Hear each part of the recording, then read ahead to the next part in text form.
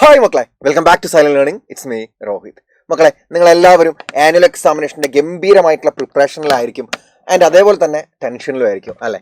Annual examination എത്ര പഠിച്ചിട്ടും നിങ്ങൾക്ക് തീരുന്നുണ്ടാവില്ല. ഒരുപാട് നിങ്ങൾ ശ്രമിക്കുന്നുണ്ടാവും, ഒരുപാട് എഫേർട്ട് ഇടുന്നുണ്ടാവും. പക്ഷേ ആദ്യമൊക്കെ നമ്മൾ പഠിക്കാതെ ഉഴപ്പിയതിൻ്റെയും പിന്നെ ക്ലാസ്സുകൾ മനസ്സിലാവാത്തതിൻ്റെയും പിന്നെ നമ്മുടെ വീട്ടിലെ പല സിറ്റുവേഷൻസും നമ്മുടെ പേഴ്സണലായിട്ടുള്ള പല കാര്യങ്ങളും കൊണ്ടൊക്കെ നിങ്ങൾക്ക് പഠിക്കാൻ പറ്റാതായി പോയിട്ടുണ്ടാവാം. ഓക്കെ, അപ്പോൾ അതിൻ്റെ ഭാഗമായിട്ട് നമ്മളിപ്പോൾ നല്ലോണം ബുദ്ധിമുട്ടുന്നുണ്ട് അല്ലേ. പല കുട്ടികളും അത്യാവശ്യം നല്ല രീതിക്ക് ബുദ്ധിമുട്ടുണ്ടാവും, എനിക്കറിയാം. ആൻഡ് അങ്ങനെയുള്ളൊരു സിറ്റുവേഷനിൽ നിങ്ങൾക്ക് മാത്സ് ഒരുപാട് പഠിച്ചെടുക്കാനുണ്ട് അല്ലേ. ആനുവൽ എക്സാമിനേഷന് 9th CBSE മാത്സ് അത്യാവശ്യം നല്ല രീതിക്ക് നമുക്ക് പഠിക്കാനുണ്ട്. പക്ഷേ പല കുട്ടികളും ആ ഒരു സിറ്റുവേഷനിൽ ചെയ്യുന്ന കാര്യം എന്താണെന്ന് വെച്ചാൽ സർക്കിൾസ്, ട്രയാങ്കിൾസ്, സർഫസ് ഏരിയ നൈസായിട്ട് അങ്ങ് സ്കിപ്പാക്കും. എന്നിട്ട് ആനുവൽ എക്സാമിനേഷന് വേണ്ടിയിട്ട് പ്രിപ്പയർ ചെയ്യും. ആനുവൽ എക്സാമിനേഷൻ പാസ്സായാൽ മതിയല്ലോ, അല്ലെങ്കിൽ നല്ലൊരു മാർക്ക് കിട്ടിയാൽ മതിയല്ലോ, കുറച്ചൊരു മാർക്ക് കിട്ടിയാൽ മതിയല്ലോ എന്ന് വിചാരിക്കും. 9th CBSE അല്ലേ, ബോർഡ് എക്സാമിനേഷൻ ഒന്നും അല്ലല്ലോ എന്ന് വിചാരിക്കും.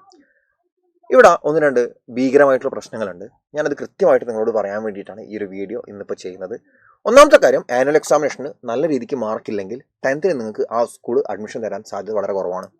കാരണം അവർക്ക് 10th CBSE അവരുടെ റിസൾട്ട് ഭയങ്കര ഇമ്പോർട്ടൻ്റ് ആണ്. അപ്പോൾ നിങ്ങൾക്ക് മാർക്കില്ലാത്തൊരു കുട്ടീനെ അവിടെ അവർ അഡ്മിഷൻ കൊടുത്തിട്ട് ആ കുട്ടി കാരണം ആ സ്കൂളിൻ്റെ പെർസെൻറ്റേജ് കുറയുക എന്ന് പറയുമ്പോൾ അത് അവരെ ബാധിക്കുന്ന ഇഷ്യൂ ആയതുകൊണ്ട് തന്നെ അവർ നിങ്ങൾക്ക് റീടെസ്റ്റ് ഇടും. 9th ആനുവൽ എക്സാമിനേഷൻ നിങ്ങൾക്ക് മാർക്ക് കുറഞ്ഞു കഴിഞ്ഞാൽ റീടെസ്റ്റ് വരും എന്ന് പറഞ്ഞു കഴിഞ്ഞാൽ നിങ്ങളെ ഫ്രണ്ട്സൊക്കെ ആനുവൽ എക്സാമിനേഷനൊക്കെ എഴുതി കഴിഞ്ഞ് ഫ്രീ ആയിട്ട് വെക്കേഷൻ എൻജോയ് ചെയ്യുന്ന സമയത്ത് നിങ്ങൾ റീടെസ്റ്റിന് ഇരുന്ന് പഠിക്കണം. നിങ്ങൾ ആലോചിച്ച് നോക്കുക, നിങ്ങളെ ഫ്രണ്ട്സൊക്കെ കറങ്ങി നടക്കുന്നു, അവർ കളിച്ച് നടക്കുന്നു, നിങ്ങൾ ആ സമയത്ത് റീടെസ്റ്റിന് ഇരുന്ന് പഠിക്കണം. എൻ്റെ ആ റീടെസ്റ്റിന് ഇരുന്ന് പഠിക്കുക എന്ന് പറഞ്ഞു കഴിഞ്ഞാൽ റീടെസ്റ്റ് സിമ്പിൾ ആയിരിക്കില്ല, അത്യാവശ്യം നല്ല ടഫായിരിക്കും റീടെസ്റ്റും വരിക. അതേപോലെ തന്നെ നിങ്ങൾ ആനുവൽ എക്സാമിനേഷൻ പോലെ തന്നെയായിരിക്കും റീടെസ്റ്റ് ഉണ്ടാവുക. എന്നിട്ടോ നിങ്ങൾ ആകെ കിട്ടിയ ഒരു 4-5 ദിവസം ഗ്യാപ്പിൽ വീണ്ടും ഇരുന്ന് മൊത്തം പഠിക്കണം. വള്ളിയാവും. അതിലും പൊതുവെ കുട്ടികൾ മാർക്ക് കിട്ടാറില്ല. കാരണം ഒരു കൊല്ലം മൊത്തം കിട്ടിയിട്ട് പഠിച്ച് തീരാത്തത് 4-5 ദിവസം കൊണ്ട് പഠിച്ചാൽ തീരുമോ? ഇല്ലല്ലോ. അപ്പോൾ അതിലും മാർക്ക് പൊതുവെ കുട്ടികൾക്ക് കിട്ടാറില്ല. അപ്പോൾ ഇതാണ് ഒരു പ്രശ്നം. അപ്പോൾ ആ ഒരു പ്രശ്നത്തെ തരണം ചെയ്യാൻ വേണ്ടി നിങ്ങൾ പലരും ചെയ്യുന്ന കാര്യമാണ് സർക്കിൾസ്, ട്രയാങ്കിൾസ്, പോളിനോമിയൽസ്, ഇതൊക്കെ അങ്ങ് ഒഴിവാക്കിയിട്ട് ബാക്കിയുള്ളത് പഠിക്കാനിരിക്കും. ഇവിടെ ഒരു മെയിൻ പ്രശ്നമുണ്ട്.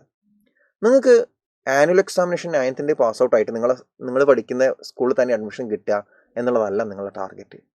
നിങ്ങളുടെ ടാർഗറ്റ് അടുത്ത കൊല്ലമാണ് 10th CBSE ബോർഡ് എക്സാമിനേഷൻ്റെ റിസൾട്ട്സ് ആണ്. 9th CBSE ആനുവൽ എക്സാമിനേഷൻ നിങ്ങൾക്ക് എത്ര മാർക്ക് ഉണ്ടെന്ന് നിങ്ങളെ സ്കൂളിൽ ഈ ഒരു ആനുവൽ എക്സാമിനേഷൻ കഴിഞ്ഞ ഉടനെ 10th അഡ്മിഷൻ്റെ സമയത്തല്ലാതെ പിന്നെ ആരും എവിടെയും ചോദിക്കൂല.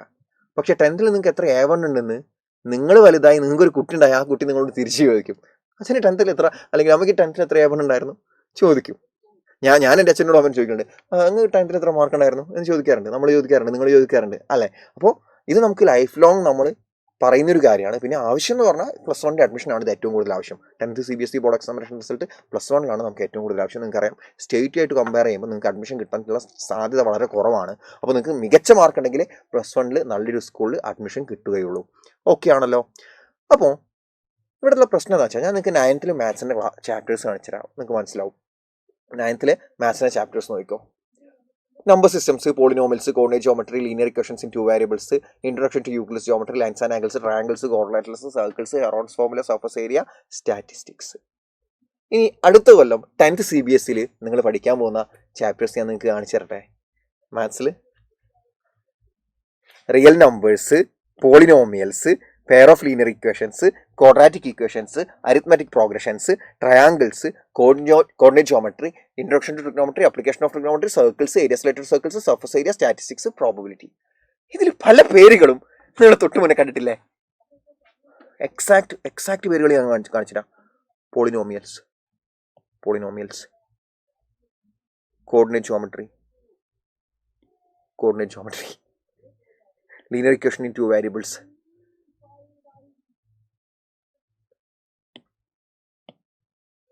pair of linear equation in 2 variables, triangles, circles,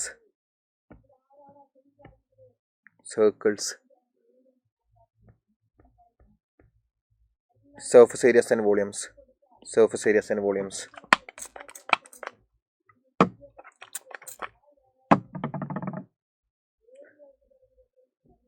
ഇതൊക്കെയാണ് എക്സാക്ട് റിപ്പീറ്റേഷൻ ആയിട്ട് വരുന്ന ചാപ്റ്റേഴ്സ് അല്ലേ. അറ്റ് ദ സെയിം ടൈം നിങ്ങൾ മനസ്സിലാക്കേണ്ടത്, എക്സാക്ട് റിപ്പീറ്റേഷൻ എന്ന് പറയുമ്പം ബാക്കിയുള്ള പല ചാപ്റ്റേഴ്സിലെയും പല കൺസെപ്റ്റ്സും നമുക്ക് വേറെ ചാപ്റ്റേഴ്സിൽ ആവശ്യം വരുന്നുണ്ട്. ഞാൻ ഡീറ്റെയിൽ ആയിട്ട് അത് നിങ്ങൾക്ക് ഇപ്പോൾ പറഞ്ഞുതരാം, നിങ്ങൾ നല്ലോണം ശ്രദ്ധിച്ചിരുന്നോളൂ. നമ്പർ സിസ്റ്റംസിൽ നമുക്ക് ഡിഫറെൻറ്റ് ടൈപ്സ് ഓഫ് നമ്പേഴ്സ് പഠിക്കാനുണ്ട്. അത് നിങ്ങൾ കൃത്യമായിട്ട് പഠിച്ചിരിക്കണം. അതേപോലെ തന്നെ നമ്പർ സിസ്റ്റംസിൽ എക്സ്പോണൻസിൻ്റെ റൂൾസ് പഠിക്കാനുണ്ട്. X raise to m into x raise to n is equal to x raise to m plus n, x raise to m whole raise to n is equal, അതൊക്കെ കൃത്യമായിട്ട് പഠിച്ചിരിക്കണം. ആൻഡ് അങ്ങനത്തെ കാര്യങ്ങളൊക്കെ നമുക്ക് 10th CBSE റിയൽ നമ്പേഴ്സ് എന്ന ചാപ്റ്ററിൽ നമുക്ക് ആവശ്യം വരുന്നുണ്ട്. ഓക്കെ അല്ലേ? ഇനി പോളിനോമിയൽസ് എന്ന ചാപ്റ്റർ കംപ്ലീറ്റ് ആയിട്ട് പഠിച്ചോളുക, കംപ്ലീറ്റ് ആയിട്ട് മുഴുവനായിട്ട് പഠിച്ചോളുക. അതിൻ്റെ എക്സാക്ട് കണ്ടിന്യൂഷൻ ആയിട്ട് 10th പോളിനോമിയൽസ് വരുന്നുണ്ട്. 2024 ഫെബ്രുവരി ക്ലാസ് 10 CBSE ബോർഡ് എക്സാമിനേഷന് പോളിനോമിയൽസ് എന്ന് ചോദിച്ച ഒരു MCQ 10th CBSE ടെക്സ്റ്റ് ബുക്കിലുള്ള ക്വസ്റ്റൻ അല്ലായിരുന്നു. അല്ലെങ്കിൽ 10th CBSE ടെക്സ്റ്റ് ബുക്കിൽ മാത്സിൽ അങ്ങനെയൊരു സെൻറ്റൻസ് പോലും എവിടെയുമില്ല. അത് ചോദിച്ചത് 9th CBSE പോളിനോമിയൽസ് എന്ന ചാപ്റ്റർ എന്നായിരുന്നു 10th CBSE ആനുവൽ എക്സാമിനേഷൻ ചോദിച്ചത്. സോ പോളിനോമിയൽസ് മുഴുവനായിട്ട് പഠിക്കണം. കോർഡിനേറ്റ് ജോമെട്രി മുഴുവനായിട്ട് പഠിക്കണം. കാരണം എക്സാക്ട് കണ്ടിന്യൂഷനാണ് 10th കോർഡിനേറ്റ് ജോമെട്രി. അതിനൊന്നും പഠിക്കാനില്ല, അത് വേറെ കാര്യം, സിമ്പിൾ ചാപ്റ്ററാണ്.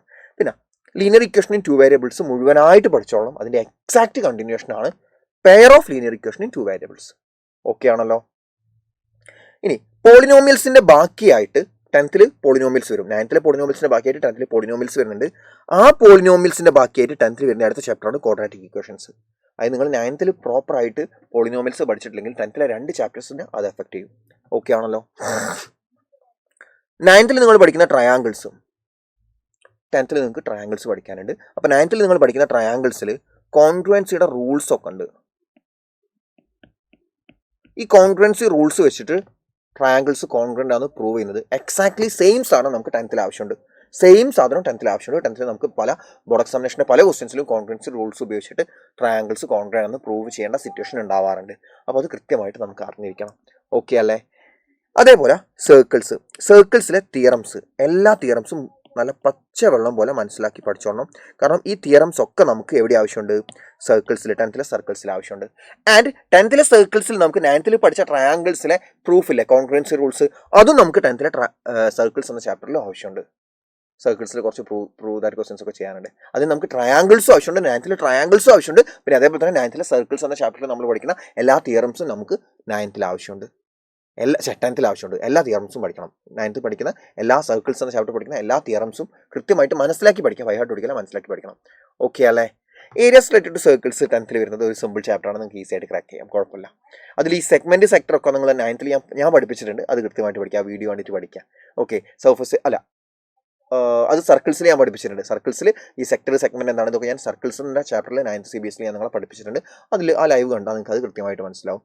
ഇനി 9th സർഫസ് ഏരിയാസിൻ്റെ വോളിയൂംസ് 11th ചാപ്റ്റർ, അതിൻ്റെ എക്സാക്ട് കണ്ടിന്യൂഷനാണ് 10th സർഫസ് ഏരിയാസിൻ്റെ വോളിയൂംസ്. അതിൽ നിങ്ങളെ സ്കൂളിൽ ചിലപ്പോൾ സിലിണ്ടർ, ക്യൂബോർഡ് ഒന്നും പഠിപ്പിച്ചിട്ടുണ്ടാവില്ല 9th.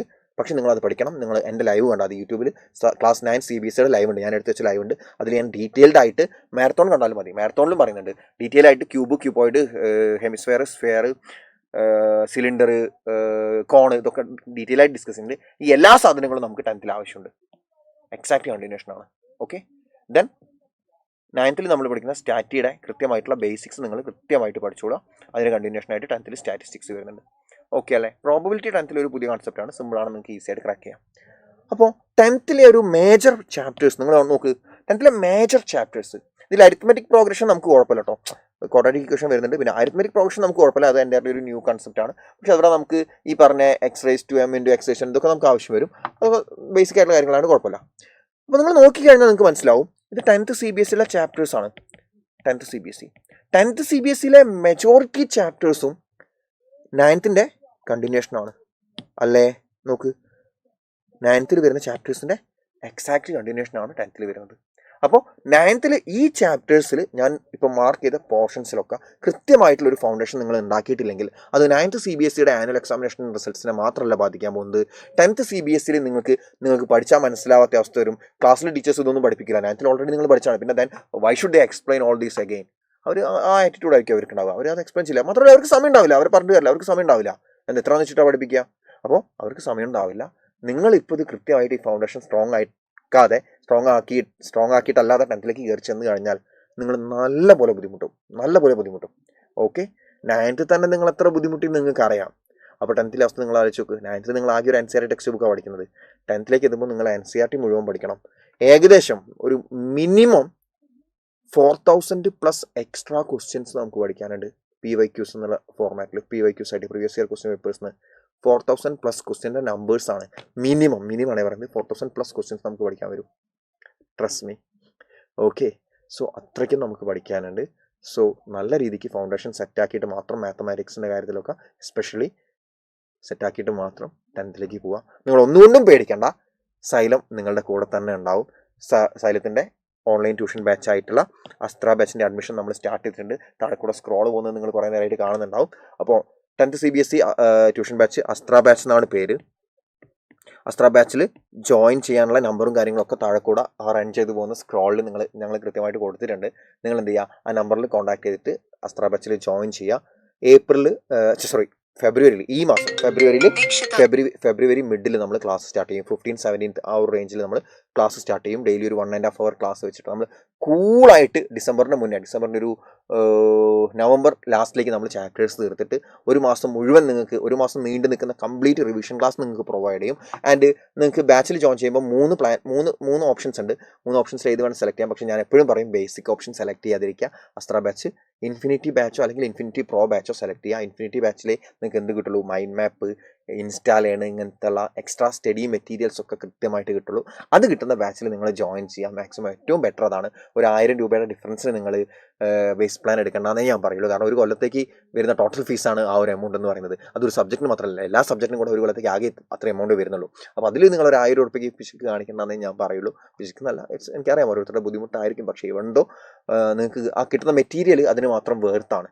അതുകൊണ്ടാണ് പറയുന്നത് കേട്ടോ. അത്ര എനിക്കറിയാം, ആ മെറ്റീരിയലിൻ്റെ ക്വാളിറ്റി എനിക്ക് കൃത്യമായിട്ട് അറിയാം. മാത്സിൻ്റെ ഒക്കെ ക്വാളിറ്റി എനിക്ക് കൃത്യമായിട്ട് പേഴ്സണലായിട്ട് അറിയുന്നതുകൊണ്ടാണ് ഞാൻ പറയുന്നത്. സോ ട്രസ്റ്റ് മീ, നിങ്ങൾ ആ ഒരു ബാച്ചിൽ കൃത്യമായിട്ട് ജോയിൻ ചെയ്യാം കേട്ടോ. സോ നമുക്ക് അടുത്ത കൊല്ലം അതിഗംഭീരമായിട്ട് പഠിച്ചെടുക്കാം മക്കളെ. All the best.